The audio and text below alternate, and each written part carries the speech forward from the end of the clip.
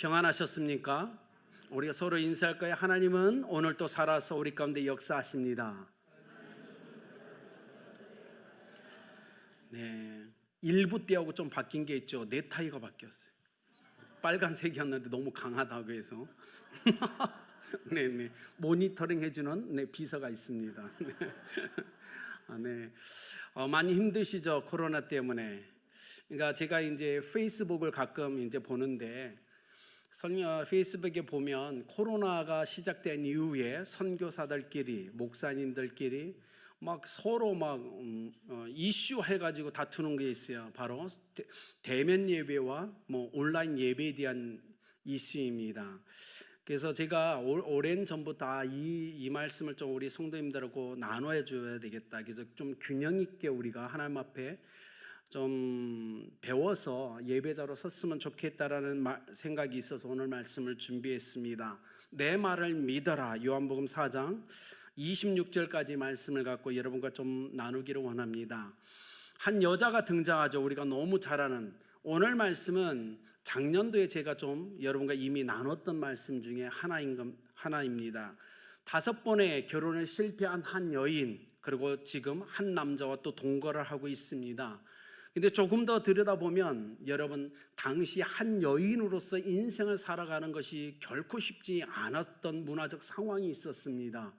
그는 살아가기 위해, 죽지 못해서 살기 위해서 어쩔 수 없는 선택을 합니다. 5번의 결혼과 한 남자와 동거를 하게 되죠.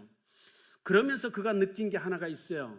세상에 너무 많은 상처를 받고 실망을 합니다. 그리고 남자들과 함께 동거했지만 사람에게도 상처도 받고 좌절하는 인생을 경험합니다. 그때 그의 마음속에 일어나는 한 가지 목마름이 있었어요. 바로 하나님에 대한 목마름이었습니다. 세상과 사람에 대해 실패하고 나니 하나님께 대한 갈망, 목마름이 일어나는 거예요. 그리고 그 목마름이 예배로 승화합니다. 나는 정말 지금 제대로 하나님께 예배드리고 있는가라는 그 마음이 일어나요. 근데 어느 날 갑자기 예수라는 사람이 그 앞에 등장합니다. 처음에는 좀 유대 남자가 사마리아 여자에게 다가와서 말 거는 게 우스웠어요. 근데 그와 대화를 하면서 느낀 게 예사롭지 않은 분이다라는 깨달음이 그에게 옵니다. 그래서 마음속 깊은 곳에 감춰놓았던 질문을 꺼내어 예수님께 던집니다. 우리 조상들은 이 사마리아 그리심산에서 하나님을 예배해야 된다고 주장하는데 유대인들은 예루살렘에서 예배해야 된다고 합니다. 대체 어디서 예배해야 됩니까? 라는 질문을 예수님께 던집니다. 그는 잘못된 질문을 예수님께 던지고 있었어요. 장소에 대한 중요성을 먼저 던진 거예요. 특정 장소, 그리심산입니까? 아니면 예루살렘입니까? 어느 곳이 더 중요합니까? 어느 곳이 정말 예배의 장소입니까? 근데 특정 장소에 대해서 잘못 던지는 이 여인을 향해서 주님이 오늘 이 말씀을 하고 있는 거예요. 21절에 그에게 그 예배에 대한 얘기를 꺼내기 전에 주님이 톡 던지는 한마디가 있습니다. 여자여, 내 말을 믿어라 라는 말을 먼저 합니다. 지금부터 내가 말을 할 텐데 어떤 말하든 당신은 내 말을 믿어야 된다. 그 말을 믿어라. 이렇게 이야기를 선포한 후에 오늘 예배에 대한 문제를 꺼냅니다. 23절을 보십시오. 곧 이때라 아버지께서 자기에게 이렇게 예배하는 자를 찾으시느니라. 근데 놀라운 게 있어요. 여러분 21절 마지막 절 보세요. 너희가 아버지께 예배할 때가 이르리라. 사마리아 사람들은 그리심산에서 하나님께 지금까지 예배했어요. 근데 예수님이 뭐라고 얘기하죠? 너희가 아버지께 예배할 때가 이르리라. 뭐죠? 너희들은 지금까지 예배한 게 아니라는 거예요. 너희들의 예배를 하나님이 한 번도 받지 않으셨다는 겁니다. 그러면서 예배할 때가 이를 거다라고 얘기합니다. 오늘 그 말씀을 우리가 좀 새겼으면 좋겠어요. 그리고 왜 예수님이 이렇게 얘기할게요? 곧 이때라. 방금 전까지는요 때가 이르지 않았다고 얘기했어요. 그러니까 너희들이 그동안 드린 예배는 다 아니야 라고 얘기하시면서 갑자기 이때라 라고 얘기합니다. 뭐가 중요해지죠? 바로 예수 그리스도가 그것 가운데 임재야 계시냐에 대한 중요한 문제를 던지고 있는 거예요. 이 문제를 갖고 여러분과 함께 나누기로 합니다. 첫 번째, 예수님이 그에게 던졌던 답은 이겁니다. 특정 공간을 우상화하지 말라라는 메시지를 먼저 던집니다. 그리심산입니까? 예루살렘입니까? 우리는 항상 거기에 관심이 있죠. 안 그렇습니까? 그런데 오늘 예수님이 얘기하는 거예요. 특정 공간을 우상화하지 말라라고 먼저 선포하는 거예요. 사도행전 7장 스데반이 돌에 맞아 죽죠. 신성 모독죄에 걸려서 돌에 맞아 죽습니다. 근데 7장을 전체를 읽어보면 내용은 딱 이렇게 요약할 수 있어요. 스데반이 이렇게 얘기합니다. 이스라엘 백성들아, 하나님은 예루살렘 성전에 갇혀있지 않도다. 세상에 예루살렘 성전은 유일한 거룩한 예배처소라고 생각했는데 스데반이 그걸 부정하는 거예요. 하나님은 예루살렘 성전에 갇혀있지 않도다 라고 얘기하면서 이렇게 합니다. 너희들의 조상 아브라함, 우리의 조상 아브라함이 메소포타미아에 있을 때 하나님은 바로 그곳에 임재하여 계셨다. 요셉, 우리의 조상 요셉이 애굽에 팔려가 그곳에 있을 때, 그곳에서 하나님께 예배할 때 하나님은 애굽 땅 가운데 함께 하셨다. 그리고 우리 조상들이 광야 생활 속에 헤맬 때 하나님은 광야 가운데 계셨다. 하나님은 절대로 특정 공간에 갇혀 계신 분이 아니다라고 선포합니다.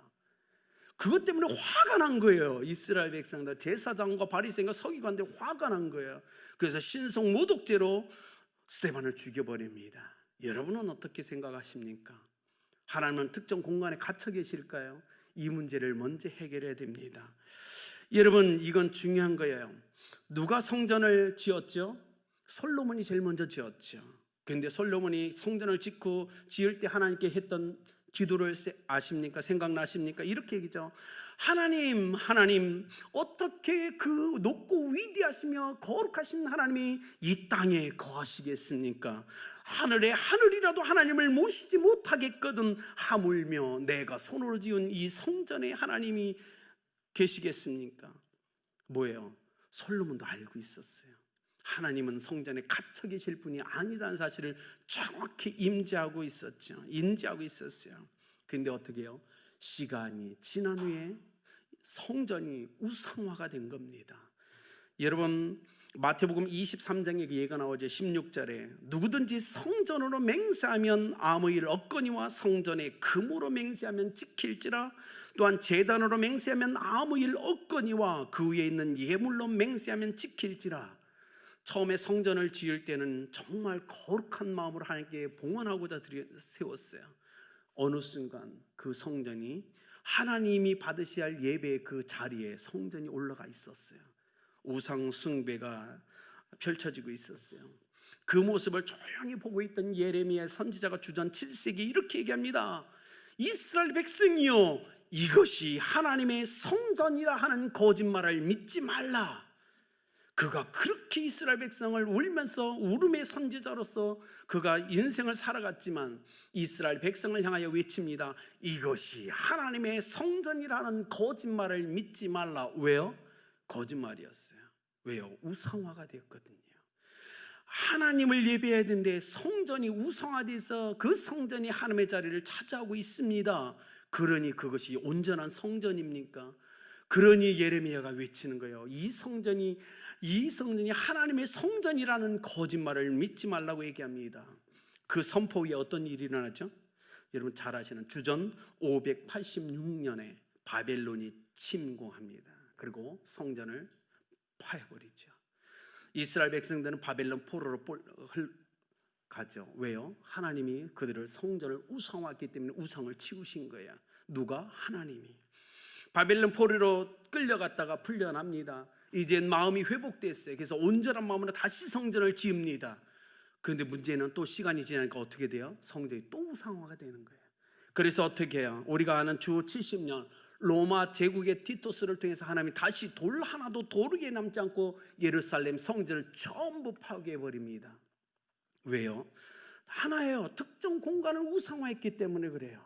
누가 파괴했어요? 하나님이 하신 거예요. 성전이 절대적으로 거룩한 공간이라면 왜 적들을 통해서 이스라엘 백성이 그렇게 예배했던 성전을 부셨겠어요? 중요한 건 건물이 우상화되면 하나님은 치십니다. 그리고 무너뜨리십니다. 왜냐하면 하나님의 자리를 그 건물이 차지하고 있기 때문에 그래요. 사랑하는 여러분, 기억하셔야 돼요. 그렇기 때문에 오늘 여러분, 성령이 어디 계세요? 여러분 안에 있잖아요. 성령이, 여러분이 성전이라고 얘기하지 않습니까? 그렇기 때문에 건물을 우상화하는 죄에 빠지면 우리는 안 됩니다. 우리는 어느 곳에 있든, 교회 안에 있든 교회 밖에 있든 동일한 예배자로 하나님 앞에 살아가야 돼요. 그렇게 하나님이 우리를 부르셨다고요. 그럼에도 불구하고 코로나가 터진 거예요. 그러니까 오직 교회에만 가서 예배만 드린다, 이건 잘못된 거예요. 집에서 예배를 못 드려요. 여러분, 이건 잘못된 거예요. 집에서 예배 드릴 수 있어야 됩니다. 그곳이 성전이 되게 해야 돼요. 이건 중요한 거예요. 오늘 예수님이 이 사마리아 여인을 통해서 그리심산 아니야, 예루살렘 아니야, 특정 공간 아니야 라고 얘기하는 거예요. 여러분 기억하십시오. 건물이 우상화되면 하나님은 치십니다. 하나님 파괴하실 거예요. 건물이 아니란 사실을 먼저 기억하셨으면 좋겠어요. 우리가 서 있는 모든 곳이 예배 장소가 되어야 될 줄 믿습니다. 주님이 그 얘기를 먼저 하셨어요. 두 번째, 주님이 이 사마리아 여인에게 던진 것, 예배는 진정성을 가지고 드려야 된다는 얘기를 하고 있는 거예요. 진정성을 가지고 하나님께 예배해야 된다. 자, 24절 보십시오. 하나님은 영이시니 예배하는 자가 어떻게? 영과 진리로 예배할지니라. 하나님의 영이심을 믿으십니까? 그렇다면 하나님을 특정 공간에 가두시면 안 되십니다. 하나님은 갇혀 있지도 않으신 분이에요. 하나님은 영이세요. 그래서 오늘 얘기하는 거예요. 하나님은 영이다. 그러니 영으로 예배하라라고 얘기하는 거예요. 하나님은 영이시기 때문에 특정 공간에 갇혀 계시지 않다. 그러니 영으로 예배하라라고 계속 얘기하는 겁니다. 여러분, 그렇기 때문에 우리 그리스도인들, 구원받은 사람, 예수 그리스도의 십자가의 보혈로 구속된 우리는 특정 공간이 아니라 우리가 서 있는 모든 곳을 예배할 수 있는 장소로 만들어 내셔야 됩니다. 그곳에 필요한 것이 하나 있어요. 우리가 카페에 모이든 어디 모이든 그 모든 것이 예배처가 돼야 되는데, 그곳에 가장 핵심적인 건 뭐예요? 영과 진리입니다. 이게 중요한 거예요. 진리라는 말 헬라어로 알렉세이아예요. 알렉세이아가 진리도 되지만 진정성이라는 의미도 됩니다. 뭐예요? 진정성. 온 마음을 다해서 진정성 있게 하나님을 예배해야 된다는 거예요. 이건 중요한 거예요. 오늘 이 성전에서 한번 여러분 스스로에게 질문해 보십시오. 이 성전에서 예배할 때 여러분의 마음과 집에서 예배할 때의 마음이 동일합니까? 동일하다면 여러분 멋진 예배자입니다. 그러나 오늘 성전에서 예배드리는 마음과 집에서 예배드리는 마음, 진정성이 다르다면 그 예배는 잘못된 예배입니다. 그렇지 않나요? 여러분, 코로나19가 터졌죠. 현장에서 예배를 못 드려요. 대면 예배를 못 드렸어요. 그렇죠? 그렇다고 하나님이 예배 전체를 막으셨나요? 아니요. 우리는 온라인 예배를 드렸어요. 하나님이 온라인 예배를 여셨어요. 하나님이 왜 온라인 예배를 여셨을까요? 왜 교회 문을 닫게 하셨을까요? 나는 이 성전뿐 아니라 너희 가정에서도 예배를 받고 싶다는 얘기가 아니었을까요? 너희 사업체에서 나는 예배를 받고 싶다는 뜻이 아니었을까요? 하나님은 그래요. 특정 공간에 계시지 않아요. 그분은 영이십니다. 우리가 정말 구원받은 하나님의 백성이라면 이 자리가 아니라 더 나가서 우리 가정에서, 직장에서, 사업체에서 예배자로 설 수 있어야 된다는 거예요. 오늘 하나님이 그 얘기를 하고 있는 거예요. 진정성, 온 마음을 다한 진정성이 너에게 있느냐라고 얘기하는 거예요. 장소가 아닙니다. 여러분 실수하시는 거예요. 이곳에서 드리는 나의 마음의 진정성과 집에서 드리는 나의 마음의 진정성이 동일해야 된다는 거예요.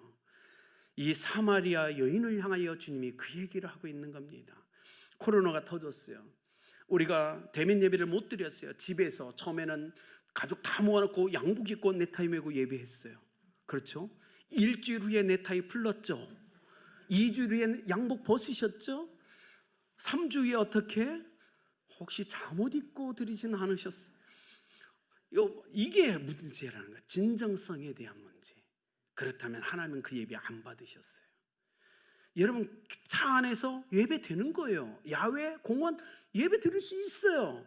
중요한 건 뭐예요? 진정성이에요. 거기에 영과 내 온 마음을 다한 진정성이 있었느냐가 하나님이 받으시는 예배냐 받지 않는 예배를 갈라놓습니다. 사랑하는 여러분, 우리는요 온라인 예배 두려워할 필요 없어요. 예배 드릴 수 있어요. 성령이 내 안에 계시고 내가 성전인데요. 중요한 건 영과 진정성이에요. 이것이 결여되어 있다면 하나님은 우리가 아무리 예배라고 얘기한다 할지라도 받지 않으십니다. 오늘 이 예배를 주님 얘기했죠. 토정 목사님이 얘기합니다. 예배는 교회의 잃어버린 보석이다. 왜 이 시대에 성도들이 예배를 잃어버렸는가? 놀라운 건요, 이곳에서 드린 예배의 진정성과 삶의 자리에서 드린 예배의 진정성이 다를 때 그리스도인들은 세상에서는 세상 사람과 같이 살아간다는 겁니다. 하나님이 얘기하는 거예요. 이 교회 밖에서 나는 진정한 그리스도인을 만나고 싶다. 이 교회 밖에서 나는 나의 정말 자녀들을 만나고 싶다라는 그 얘기를 하고 계신 거예요. 여러분, 이 말씀을 기억하십시오. 교회 안에서 이곳에서 예배드리는 그 온 마음의 진정성과 가정에서 드리는 마음의 진정성을 동일하게 유지하십시오. 그렇다면 우리가 어딜 가든 우리는 정말 멋진 예배자인 것입니다. 주님이 그 얘기를 하고 있어요. 개인이 예배할 때 하나님은 개인을 찾아오시는 분입니다. 가정에서 예배할 때 하나님은 가정에 찾아오시는 분이에요. 그렇지 않나요? 회사에서 예배할 때 하나님은 그 회사에 찾아오시는 분이심을 믿으시길 바랍니다. 하나님은 영이시기 때문에 그래요. 저는 23년간 공산권에서 선교했던 사람이에요. 교회가 없었어요. 예배당 건물이 어디 있습니까? 그런데 23년간 하나님께 예배했어요. 하나님이 그 예배를 다 받으셨다고 저는 믿어요. 어디에서요? 때로는 집에서 예배했어요. 때로는 커피숍에서 예배했어요. 때로는 식당을 빌려 예배했어요. 때로는 공원에서 예배했어요. 저는 확실해요. 그 모든 예배 가운데 하나님이 임재하셨다는 확신이 있습니다. 왜? 온 마음을 다해 영과 진리로 예배했거든요. 장소는 저에게 문제가 되지 않았어요. 그리고 23년간 그렇게 살다 보니 이제는 공간에 저는 매이지 않습니다. 그런데 안타까움은 있어요. 오늘 한국교회에 우리는 처음으로 코로나를 대면했습니다. 그리고 성전을 떠나서 생활했어요. 문제는 여러분은 선교사가 아니기 때문에 교회 밖에서 정말 온전한 예배를 드렸는지 저는 모르겠어요. 훈련하셔야 됩니다.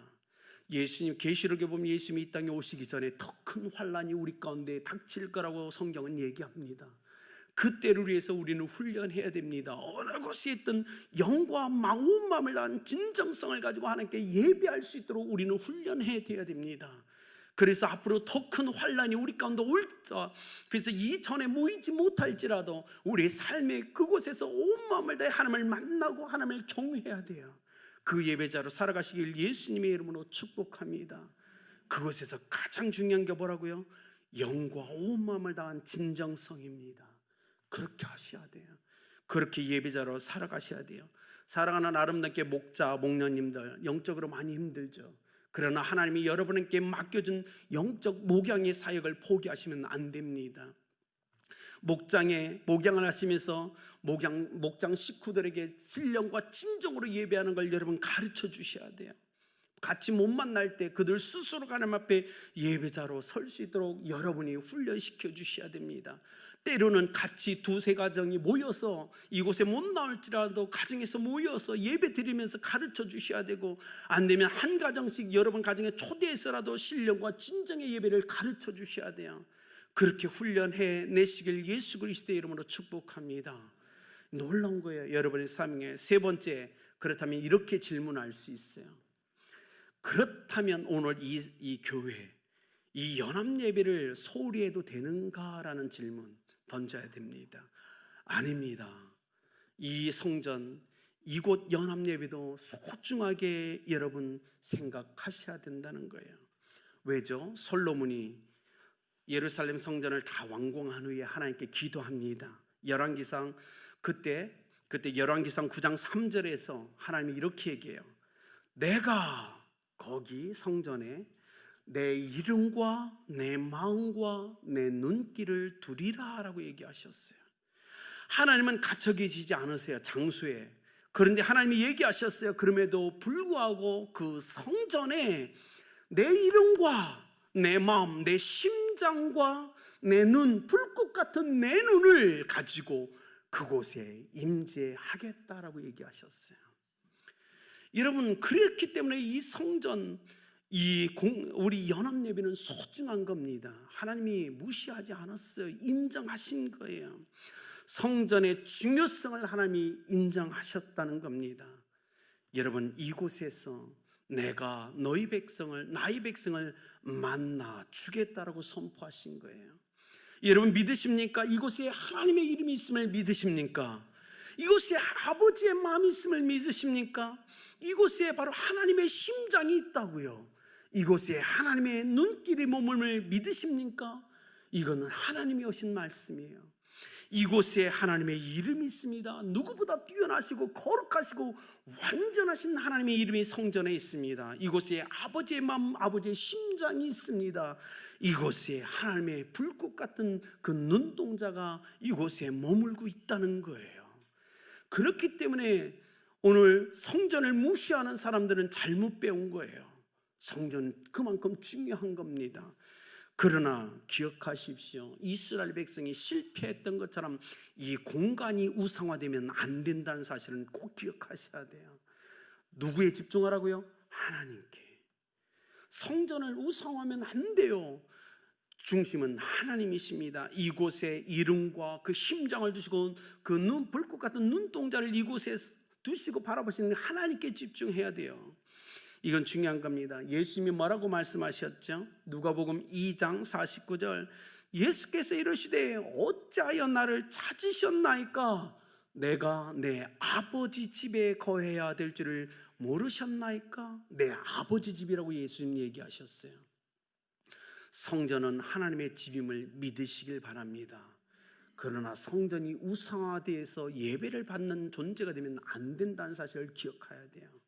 예수님이 인정하셨어요. 성전은 아버지의 집이다. 왜? 그곳에 아버지의 이름이 있고 아버지의 마음이 있고 아버지의 눈길이 머물고 있기 때문에, 이곳에서 내가 너희를 만나 주리라 선포하셨기 때문에 성전은 아버지의 집이다라고 예수님도 말씀하셨어요. 더 나가서 누가복음 19장 46절, 그들에게 이르시되 기록된 바 내 집은 기도하는 집이라 일컬음을 받으라. 예수님은 성전을 향하여 내 집이라고 분명 말씀하셨어요. 왜냐? 아들이잖아요. 아버지 집이 내 집 아닌가요? 그러니까 예수님 얘기하는 건 성전은 하나님의 집이다, 그러니 내 집이다 라고 얘기하셨어요. 이 성전이 여러분의 집임을 믿으시길 바랍니다. 왜 예수님이 집을 강조하셨을까요? 왜냐하면 집은 가족이 모이는데요, 그죠? 모이는 공간이, 이곳에서 대화 소통이 됩니다. 예수님이 그 얘기하는 거예요. 이곳에서 하나님을 만나시길 예수님의 이름으로 축복합니다. 하나님이 이곳에서 만나주시겠다고 얘기하셨어요. 가정에서 예배 드리는데 답답하세요? 하나님의 임재가 느껴지지 않나요? 고통스러우세요? 그러면 이 전으로 나오세요. 이곳에 하나님의 이름이 있습니다. 이곳에 하나님의 마음과 심장이 있어요. 이곳에 하나님의 눈길이 머뭅니다. 가정에서 예배했는데 그럼에도 불구하고 힘드신다면 교회로 나오셔야 돼요. 여러분의 영이 죽으면 안 되잖아요. 아니요, 오늘이 아니더라도 월요일날, 화요일날, 수요일날, 평일에 나오세요. 나와서 안디옥홀에서 이곳에서 4층에서 하나님을 찾으십시오. 하나님 만나 주실 거예요. 이 시간뿐만이 아니라 어느 때든 하나님, 여러분 이 전을 찾는다면 이 집에서 하나님 여러분을 만나 주실 줄 믿습니다. 그러니 인생을 걸어가다 힘드십니까? 괜찮아요. 평일날 이곳에 오세요. 그리고 얘기했어요. 하나님 아버지, 제가 아버지 집에 왔어요. 마음이 힘들어서, 인생이 고달파서 왔어요. 확신합니다. 하나님이 여러분 만나 주실 겁니다. 하나님이 약속하셨잖아요. 그러므로 우리가 성전을 소홀히 해서는 안 됩니다.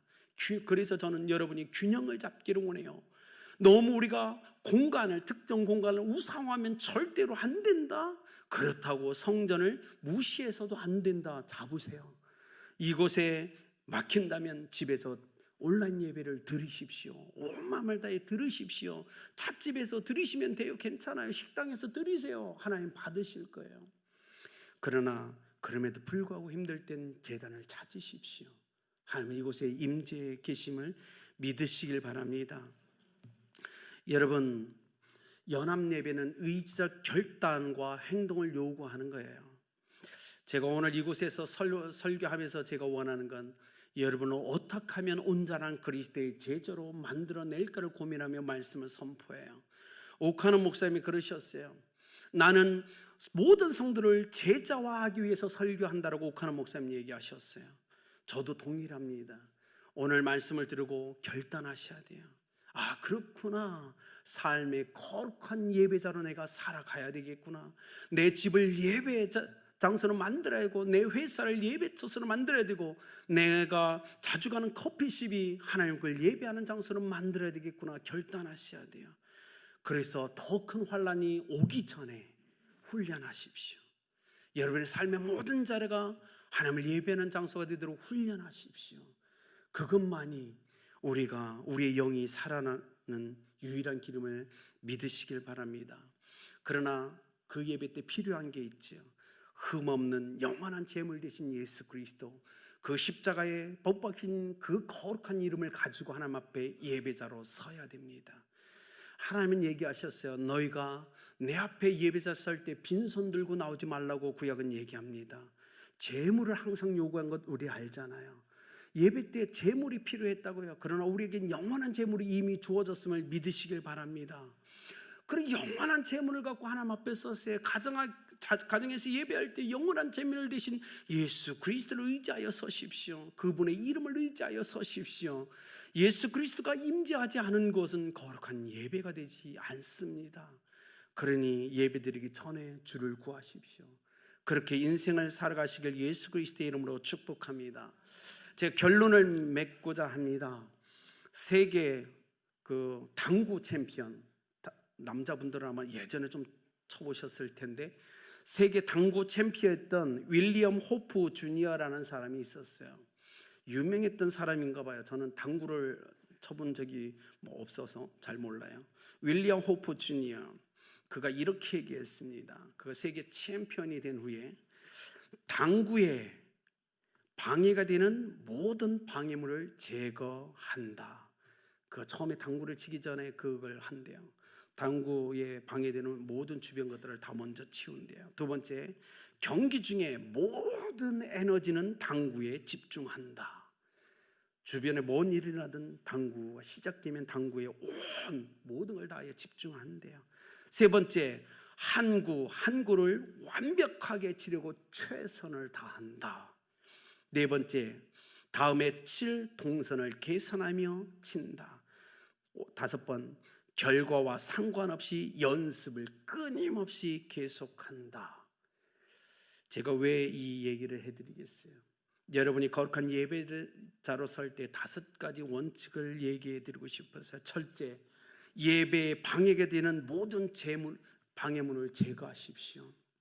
두 번째, 예배 중에 오직 하나님께만 온 마음을 다해 집중하십시오. 세 번째, 드리는 모든 예배에 최선을 다하십시오. 네 번째, 예배를 드리고 난 후의 삶도 항상 신경 쓰면서 하루하루를 살아가십시오. 다섯 번째, 상황과 상관없이 언제나 하나님 앞에서 예배자의 삶을 연습하십시오. 그것이 우리가 온전하게 하나님 앞에 예배자의 삶을 살 수 있는 길임을 믿으시길 바랍니다. 사랑하는 여러분, 하나님이 받으시는 예배자로 살고 싶습니까? 그렇다면 특정 공간을 절대 우상화하시면 안 됩니다. 두 번째, 하나님은 특정 공간에 갇혀 계시는 분이 아닙니다. 그건 영과 온 마음을 다한 진정성을 가지고 어느 곳에든 예배자로 서십시오. 세 번째, 이 성전 예배를 소중하게 생각하시고 날마다 예배자로 연습하십시오. 그것이 여러분 삶의 승리를 가져다 줄 겁니다. 이 한 주간 하나님 앞에서 하나님, 이 온전한 예배자로 살겠다고 헌신하시고 하나님 그 은혜를 부어달라고 기도하시며 살아가신 여러분 되길 예수 그리스도의 이름으로 축복합니다.